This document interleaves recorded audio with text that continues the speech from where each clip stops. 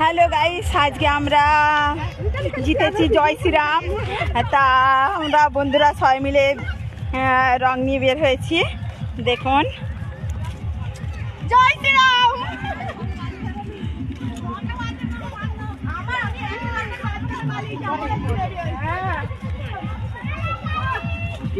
আমি তো সবসময় আজকে রান্না করে নিয়ে এসেছি, রান্না করে নিয়ে